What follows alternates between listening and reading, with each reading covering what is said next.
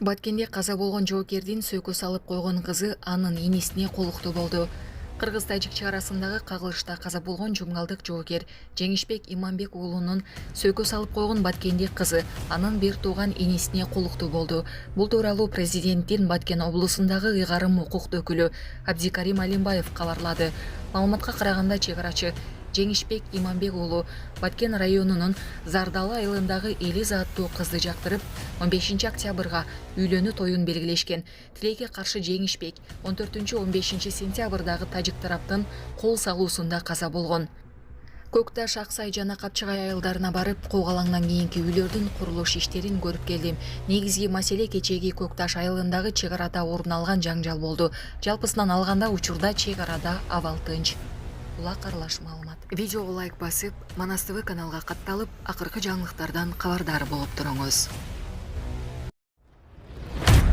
Ноокенде 6 жашар кызды зордуктаган адам өмүр бою эркинен ажыратылды. Жалал-Абадтын Ноокен райондук соту 6 жашар кызды зордуктаган деп айыпталган Ноокен районунун 28 жаштагы тургунун өмүр бою эркинен ажыратты. Окуя 2022 жылдын 26 майында болгон.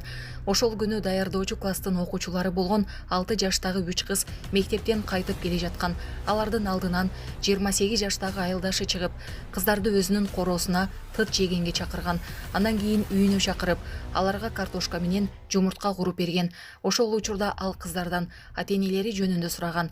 2 кыз атасынын, 3-сү апасынын атын айтышкан. Алмаз 3-чү кызды тандап, алар менен чогуу барып, суу алып келерин айткан. Ошол учурда ал кызды кошуна имаратка алып барып зордуктаган.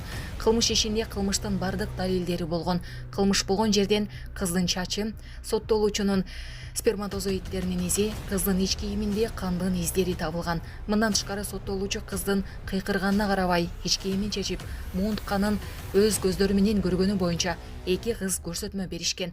Бирок ошол учурда айыпталуучу аларга чыккыла деп кыйкырганда 2 кыз качууга аргасыз болушкан. Тергөө учурунда кыздардын баары зордукчунун өздүгүн аныкташкан. Ноокен райондук соттун чечими менен айыпталуучу өмүр бою эркинен ажыратылган. Соттолгон жарандын жакындары өкүм боюнча жогорку инстанцияга даттануу менен кайрылышаарын билдиришкен.